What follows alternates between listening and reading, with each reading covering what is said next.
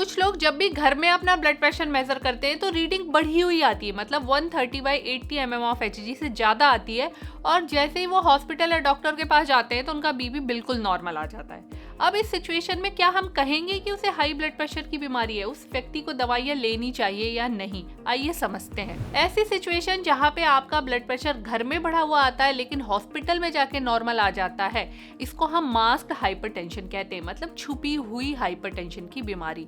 तो ये पता करने के लिए कि उसे सच में हाई ब्लड प्रेशर की बीमारी है या नहीं, उस व्यक्ति को अपने घर में ब्लड प्रेशर मेजर करना चाहिए लगातार 7 दिनों तक, सुबह और शाम दिन में 2 बार। वो भी सही तरीके से मेजर करना चाहिए। क्या सही तरीका है, अभी ये मैं आपको बताऊंगी।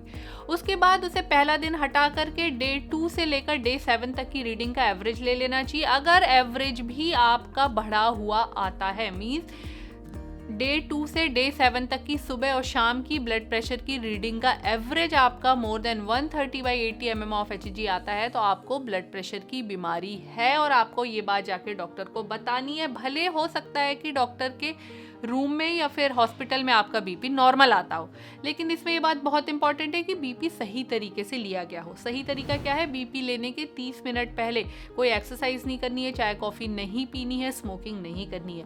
बीपी लेते समय एक कंफर्टेबल चेयर में आराम से बैठ करके अपने दोनों पैरों को जमीन में टच करके ही बीपी लेना है। हाथ को अपने हार्ट के लेवल की एक टेबल में साइड में आराम से टिका करके रखना है। कफ का साइज आपके हाथ के हिसाब से एक्यूरेट होना चाहिए, ना ज़्यादा बड़ा कफ होना चाहिए ना ज्यादा छोटा कफ होना चाहिए। इसके अलावा बीपी लेते समय कोई बातचीत नहीं करनी है और एटलीस्ट 2 रीडिंग एक बार में लेनी है 1 मिनट के अंतराल में। इस तरीके से सही ब्लड प्रेशर लेने के बाद ही उसका एवरेज करके आपको पता लग सकता है कि आपको सच में बीपी की बीमारी है या नहीं। और डिटेल में मेडिकल कंटेंट की इन्फॉर्मेशन के लिए आप हमारा एक्सक्लूसिव कंटेंट ज्वाइन कर सकते हैं। आप यूट्यूब में मेंबरशिप ले सकते हैं या फिर इंस्टाग्राम एक्सक्लूसिव कंटेंट ज्वाइन कर सकते हैं।